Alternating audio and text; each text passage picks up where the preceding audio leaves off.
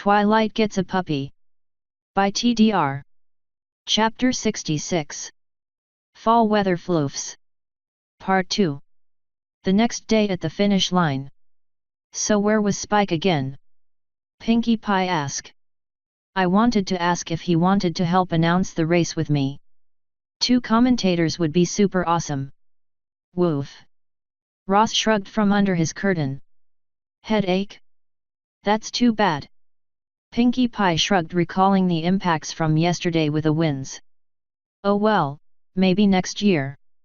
Any further conversations was interrupted by the sound of fighting in a dust cloud of tangled limbs, and angry shouts rolled across the finish line. And here's Applejack and Rainbow Dash, Pinkie Pie announced. As the smoke cleared, a dusty and beaten pair of ponies faced off against each other. I won. Dash snorted. No, I won. Applejack snapped. Girls, you both tied. Pinkie Pie chimed up. What? We tied for first. Applejack panted. Nope, for last. Pinkie Pie grinned.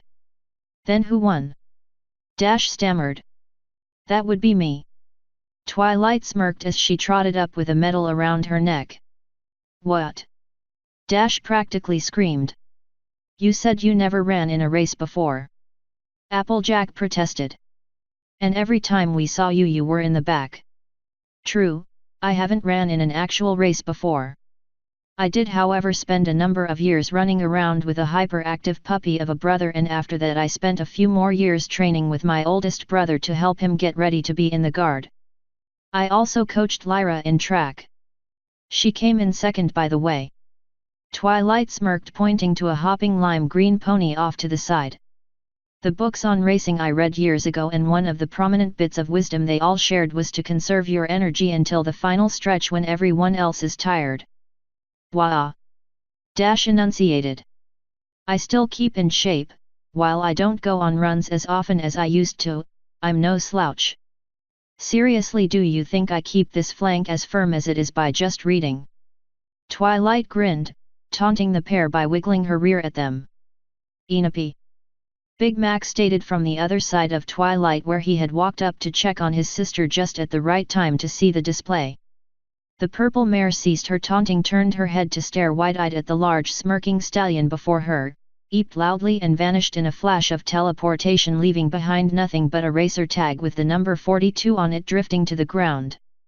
By Celestia's sparkly tail, will you two just get a room and get it over with?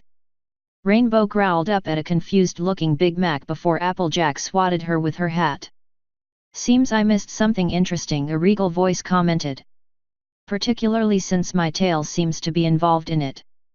A number of ponies in the crowd gasped and bowed as Princess Celestia trotted up to the pair of disheveled ponies who had quickly ducked their heads.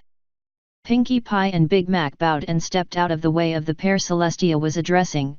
Ross might have bowed a little, but it was hard to tell under the massive curtain.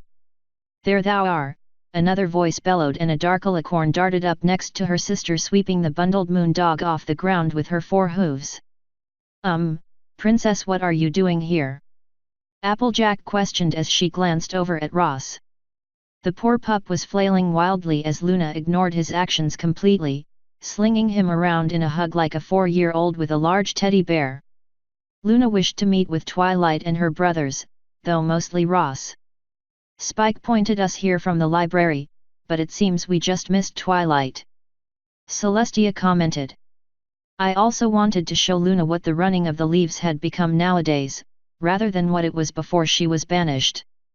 Hey! Rainbow Dash put eloquently. Celestia looked at Dash curiously, tapping a hoof against her chin as she considered telling the story of how the event was started by a cruel lord who hated fall and just wanted it to end sooner than it should, forcing ponies to run themselves to death to shake free the last of the leaves each year, but the atmosphere was too festive for that sort of story. Do not worry about it, my little ponies. Celestia answered instead. Though I do have to question why the pair of you were fighting like that. I was under the impression you two were quite close. Celestia raised an eyebrow as the pair of them tried to look anywhere but at Celestia. We got a little out of hoof with our competition, Princess. Applejack admitted as Ross continued to flail behind them. The gathered ponies were not sure whether or not the conversation with Celestia was more or less interesting than the town's second largest canine being treated like a rag doll by a pony princess smaller than he was. I see. Well, I don't need to remind you why your continued friendship is important. So if there are any issues, I would like you to let me know so we can work through them. That goes for all of you. Pinkie Pie, would you mind letting the others who are not here know that? Okie dokie, princess. Pinkie Pie chimed. Now then, if you two are still in some sort of competitive mood, there are still a number of leaves on the trees that could be shaken loose by two ponies who fought each other the whole race rather than actually run it. Celestia suggested. Applejack and Rainbow Dash winced, though the pair glanced at each other before both smirked and the pair took off running back down the road. Well, that seemed to be settled agreeably. Celestia smiled. Bwahahahahaha. Pinkie Pie cackled, looking past the princess as the others ran off. Looking back, Celestia had to hold back a snort of laughter herself as Luna had removed Ross's curtain to continue to hug him. The moondog was indeed fluffier than usual, but only around his paws, ears, shoulders, head, and tail. The onset of his winter coat had poofed up those parts of him to look like pom-poms and gave him a fur-do very much like a French poodle. A number of other ponies in the crowd were stifling their giggles or backing quickly away, depending on whether or not they were close enough to Ross to hear his growling, or sensible enough to see the moondog had death in his eyes. Luna didn't seem to notice at all and still had him in a bear hug while rambling about something in Old Accusation at a speed that made Celestia wonder if she had managed to get a hold of another quadruple espresso. I see Ross's winter coat is coming in again. Celestia smirked, getting a glare from the moondog. Also, Lulu, calm down. I don't think he can understand you, and even if he can, I am certain he needs to breathe. Luna blinked, confused for a second before she seemed to catch on and let go of him. Ross clearly had good self-preservation instincts as he leapt away as soon as he could, only to be scooped up again in Luna's magic and lifted flailing in the air. His attempts to bite his way out wound up as effective on the princess's magic as it had on Shining Armor's shields after months of practice. Celestia frowned, taking note of the immunity to Ross's abilities her sister seemed to have. Luna. Celestia sighed, glancing around at the ponies who had taken the time to hide, but still hung around to see what was going to happen. He is released. However, we cannot speak with him if he has scampered off. Luna turned to look at the flailing moondog. Perhaps we should acquire a brush to fix his coat, however. Luna, I believe you are embarrassing him unnecessarily. Celestia sighed, trying to hide her smirk. Pish posh. We are his grandmother, we are supposed to embarrass and spoil our grand foals. Pups in this case. Luna scoffed. What? Cried out everyone present at the finish line, including Celestia. We have been officially made his guardian by his parents, and we have chosen the title of grandmother for said guardianship. Luna stated flatly. Luna, did you threaten Nightlight and Twilight Velvet for this? Celestia sighed. Who? Luna asked. His parents, well, Twilight's parents. Celestia offered. We had not considered asking them, we swore to his birth parents, as they cannot be here, that we would watch over him. Luna responded. Again the clearing echoed with a bellowed what, though not from Ross as his jaw was hanging open too far. What? He is one of ours. How could we not offer such? Luna commented, glancing over to a guard who had run off, then returned with a brush for the princess. Ah, thank you, guard. You're Ross's granny. Pinkie Pie gasped. Something of the sort. Luna responded, pulling Ross out of the air to start brushing him. We consider ourselves something of a matriarchal figure to moondogs anyway, given we are responsible for their existence. With Ross's presence here, however, we decided something more personal was needed. You do realize that with your status and with what Blue said about Spike that this is. Celestia slowly blinked. An expression appeared on her face that made more than one grown pony in the crowd wet themselves and a number of others run off screaming, thinning the crowd even more. Only the bravest or most foolhardy remained now, which was pretty much just Pinkie Pie and Lyra. The smirk that had claimed the face of the Solar Princess was inaccurately described as diabolical. It was much worse than that, and several witnesses swore she grew demon horns briefly. One was insistent that she grew a wiry mustache and twirled it with a hoof, but few listened to Pinkie. "Oh, I am going to have so much fun with this." Luna, who was used to her sister's oddities, ignored it. Ross, who was also used to some of Celestia's oddities, was worried, but far too distracted. Pinkie Pie just giggled as if she knew what was going on. "Woof?" Ross questioned as he was brushed. He somewhat liked this, but he would never admit it. "What does it mean?" Luna pondered. "Honestly, not very much at the moment. There are far too many legalities to go through, and Tia took away the battleaxe we were going to use to cut this era's red tape." "Lulu, you were going to cut the ponies who set up the red tape?" Celestia sighed. "The results would have been the same, and we were only going to threaten them a little with Dr. Choppy." "Lulu.